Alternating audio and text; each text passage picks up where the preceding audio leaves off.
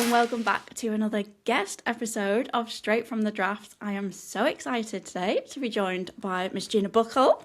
Hello. Of Hoot Copy fame. Thanks for being on the podcast, Gina. No, thank you so much for having me. I'm very excited about this. It's going to be a good chat. I can feel I it. don't feel like we've actually spoken outside of the DMs before. Right, because we met, it was at small business, Yes. wasn't it, in Manchester. And yeah, it's been an online relationship. Was that 2 years ago or 1 year ago? I think it was. Yeah, it was 2024. Mental. Crazy. Mental. Oh my word. Crazy. For everyone who may not know you, or just as a refresh of who you are, please could you introduce yourself? Yeah, of course. So my business is called Hoot Copy. What I do through that business is I help brands and other businesses, mostly B2B businesses, to create copy and to create brand voices that are filled with fun, humour and personality, but doing it in a way that is authentic and something that's going to engage their target audience specifically. And no cringe. This is a cringe-free business. I'm not about helping businesses, post memes once a quarter. This is about creating something that is authentic to a business and then something that they can actually replicate consistently throughout their marketing. So yeah, I'm all about fun, humour, personality, all that fun stuff, lovely stuff. What a spiel. That is such a good intro. Thank you so much. Thanks. And if you don't already follow Gina, I highly suggest you do. I will obviously leave links in the show notes to where you can find her, but your content is just my favourite. I just love it so much. You really do practice what you preach. I do. It's ever so silly. On there. Yeah, there's so many times where I'm about to post something and I'm like, what am I doing? Is this how I should present my business? And I go, no, absolutely is. It is. Just post it. Yeah. Stunning. Your brand is very much around humour and fun, as you have said, and I feel like that is a really nice segue into your self-trust story for today. Yeah. So where do you want to start with that? Do you want to set the scene for us? Sure. So I think it was like the start of last year. I was thinking more about how I can develop my skills as a copywriter, and particularly as a copywriter who does fun and humour. And one of the things I thought about doing was a comedy writing course. And I thought that would really develop the skills of, adding humour to something and understanding a bit more subjectively what makes things funny. And then I could bring that to my clients. And then I can't remember where I heard about it, but I basically heard someone talking about an improv course. And that scared the living daylights out of me. And the more I thought about it, the more I was like, well, hang on, if I'm thinking about doing a writing course to develop these skills, I know that an improv course would also develop these skills, but I think it would do it quicker. And I don't mean that in terms of like I would absorb the skills quicker. I mean that I think improv gives you more of like a knee-jerk reaction to things, whereas writing is more like you could spend lots of time over it. And also the fact that it scared me more, I think was that was a sign for me that's probably the option that I should go for, because it was love that terrifying. I was so like in awe and excited when I saw that you were doing this, when you shared it on stories for the first time, because I was just like, you are going to crush this. It's going to be like, as a third party, I was like, oh my God, I would shit my pants, but I was so in awe of you doing it. Thank you. Don't get me wrong, it was so nerve-wracking. Like, I think the first class that I went to, I was just sat in my car, I was about to leave to like go in. I was like, what am I doing? Who signed me up to this? How did I get here? And I was so nervous about doing it, but I just had to trust myself and trust that, the rationale for why I made this decision, and also trust that whatever was going to happen in that room, whatever they were going to throw at me, I would be able to cope. And like, also the stakes aren't really that high. It's improv, it's messing around in a room with people I don't know. It's not like a life or death situation. It's very low stakes. So that definitely helped to calm me down. But yeah, now like I finished that one course, the beginner's course. I went back for the continuing course. I then went and did a stand-up course. And now I'm part of like an improv troupe. We do performances every month together. We do rehearsals every couple of weeks. And I do stand-up comedy pretty regularly now as well. I've got a gig tonight, one next month. So it's just something that like I didn't realize how much it was going to change my life. And that sounds really corny, like improv has changed my life. But it's just, if I knew that all of this was waiting on the other side of like that fear, I would have done it months ago, like months sooner than I actually did.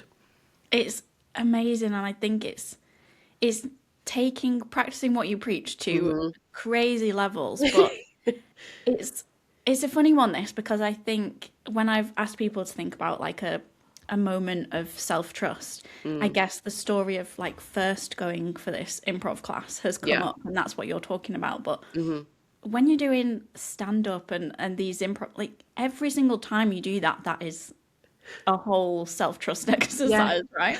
Yeah, it is. Yeah. I guess it's kind of, in a weird way, I feel like improv is easier because you can't prepare. Like there's no point preparing. Like you can rehearse the different formats, the different games, but there's nothing you can do really. So instead of feeling like you have to know the content, what you then have to sharpen and like focus on is that trust in yourself, and knowing that like of all the situations, of all the scenes I've been in, of all the games I've done before, like it's been fine. Like I haven't completely flopped. People have laughed. It's not been a complete disaster. But especially when you're starting out, when you don't have that bank of like evidence that you can do it, it is really scary. But like you're up there, it's going to happen. People are looking at you, so you've got to say something. You just figure it out. You just do it. I think this is one thing that has come up a couple of times in conversations around like self-trust is having that bank of evidence. And yes. I don't know, maybe I'm wrong. Please tell me what has been the reality of this for you. But having so much self-trust built up with the stand-up and the improv, have you seen the effects of how you then show up in other areas of life? Like not just in business, but just generally? 100%. 100%. Like I just know I can do it. Like that's not a question anymore. It's not a question.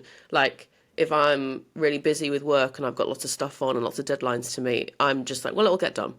There's no point panicking about it because it will just happen. I know it will.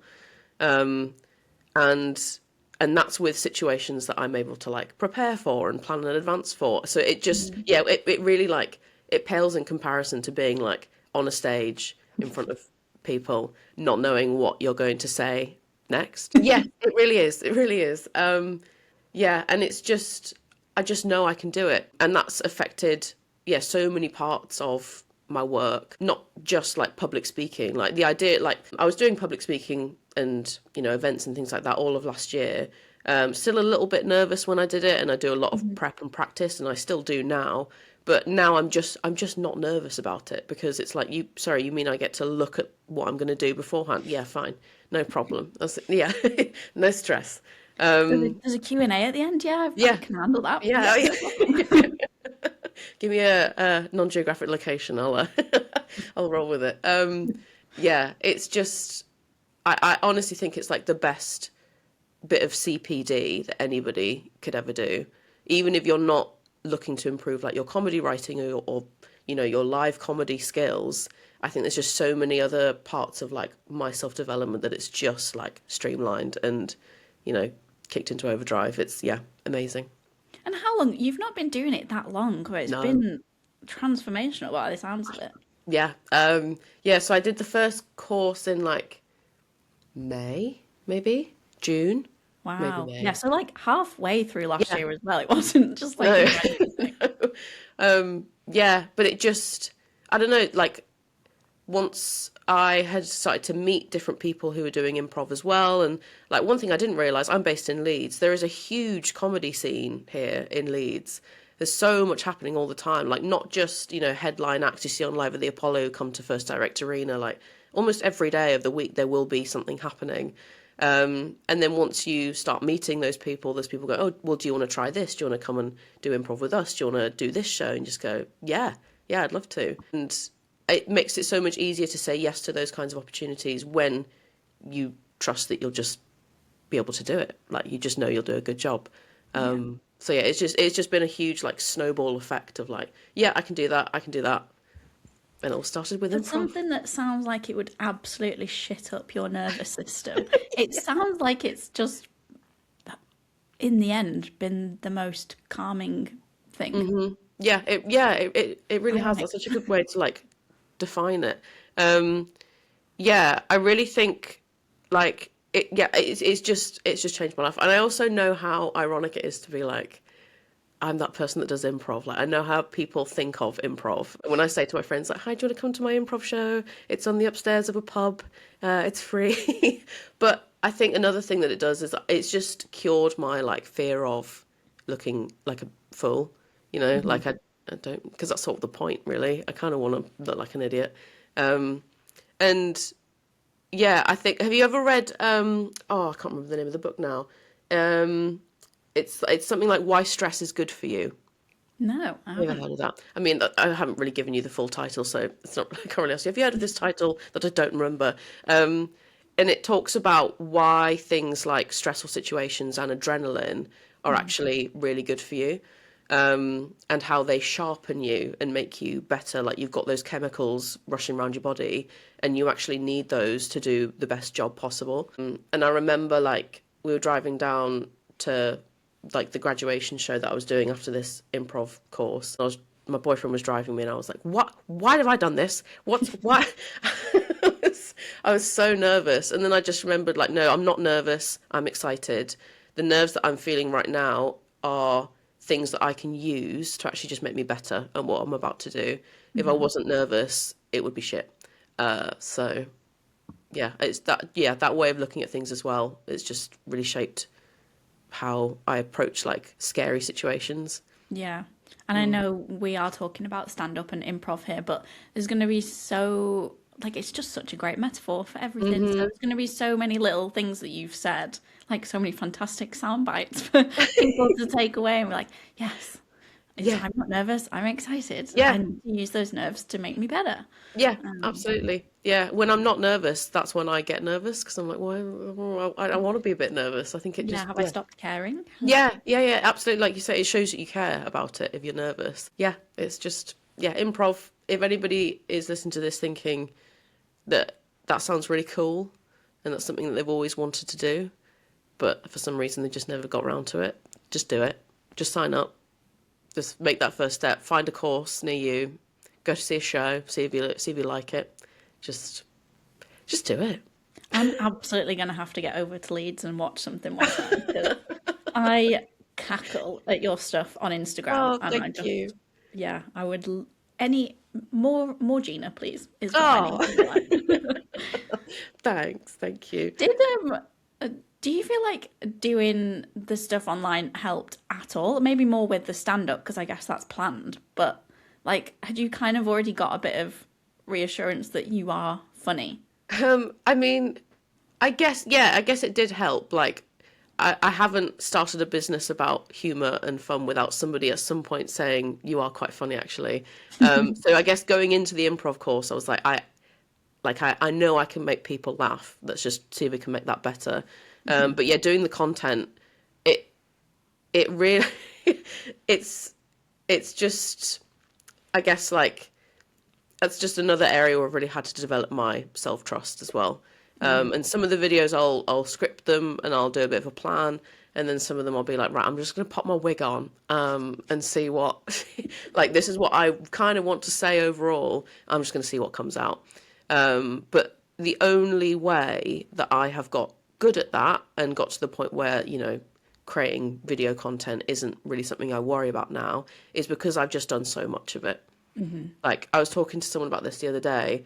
The first couple of reels I made for Hoot Copy, I've still got like the like the dump footage somewhere in my phone. It's literally just me sat looking out the window, and I know what's going through my head. I'm like, I don't know what to say. I've got nothing to say, and I'll start saying something, and I'll go, okay, so what you need to know about this, and then I just tail off because I'm like, no, that's shit. I don't want to say that. But it's and it would take me like way like longer than I had planned to film these videos, because I was like, I feel weird. I feel like it's coming across strange. Like I don't know what to say. I don't know how to frame it. I feel like I need a hook.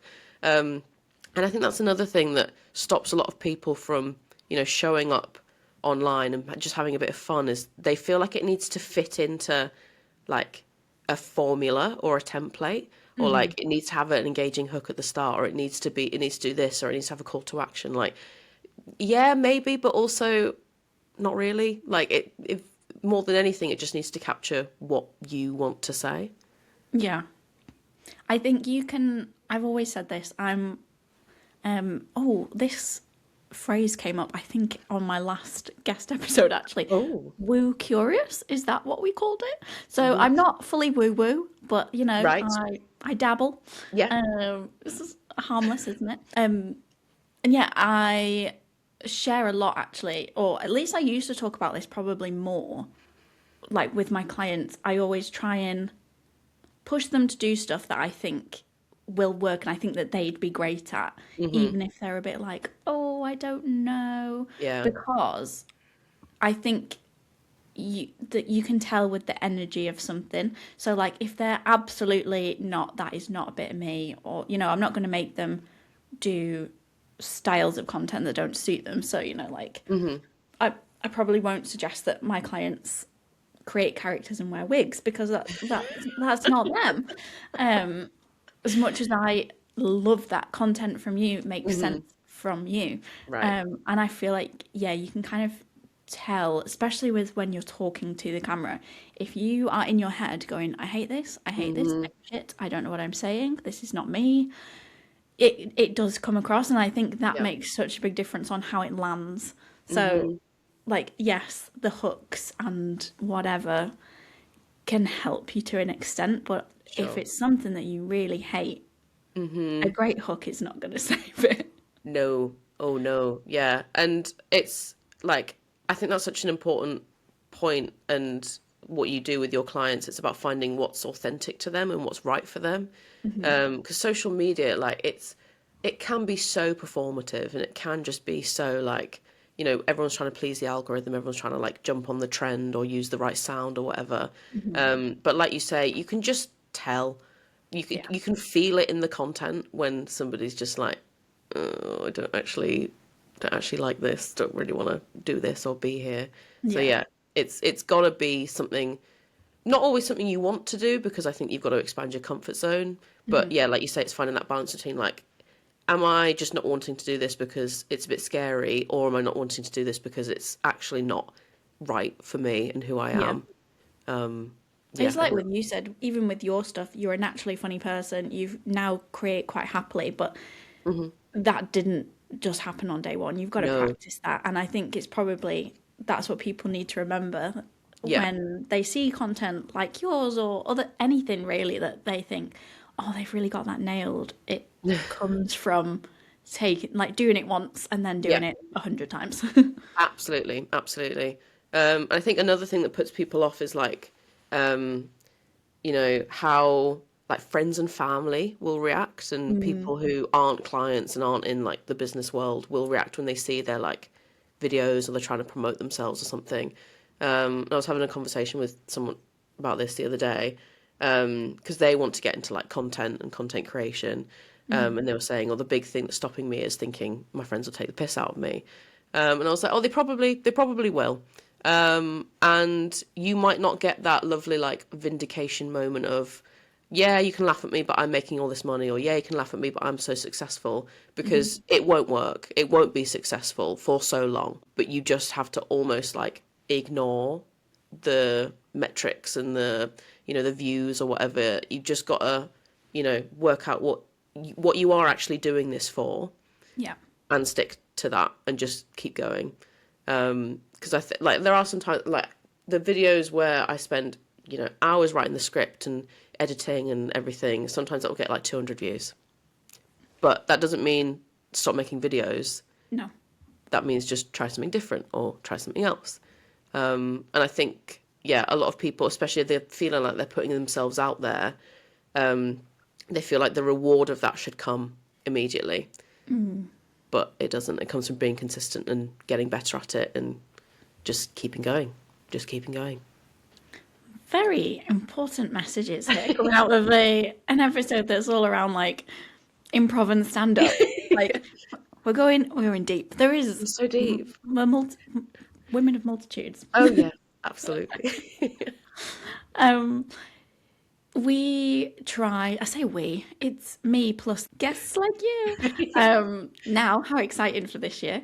It's not just little old me anymore. I try to end every episode with a cheesy quote. I am a collector of cheesy quotes. So I love hearing new ones or just like everyone's random life mottos. It's not a cheesy quote, but one of my life mottos is there's always room for ice cream.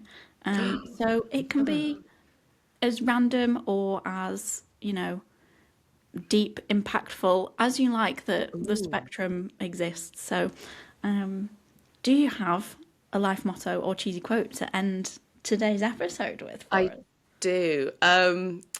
Okay, I've got like two in my head. One's slightly more serious and one's a bit more silly and fun. So I'm going to do the silly and fun one. So this advice was given to me by a family friend of mine. Her and her husband, they live in America. They are retired. She does like pottery. He does artwork. Stunning. They live in the woods in this beautiful house. They have like loads of adopted dogs and cats. They have a beach house. And we went to their beach house and we were in the jacuzzi. And this woman, she was drinking, what's it called? Aperol Spritz. She was having an Aperol Spritz and she went, Gina, the best revenge is good living. I was like, yeah, you know what? Yeah. I adore that. Coming from her in that moment. Right. Oh, yes. It's like, you're so correct. So yeah, the best revenge is good living. Just live well. Beautiful advice. Well, thank you so much for everything you've shared. No, thank you for having me. I'm very intrigued to see how many people dabble in it. Even if it's not improv or stand-up, maybe there's something else that they've been holding off on and they just decide to go for it. And this episode will be going out. It might be early Feb. I will let you know what date it goes out, obviously, but it should be early enough in the year, hopefully, that, everyone's still thinking about making the changes. And oh, yeah. I'm hoping you're feeling inspired after listening to Gina today. Yeah, hopefully. Thank you so much, Gina. And to you listening, I hope you have a gorgeous rest of your day. And I will see you next week. Bye.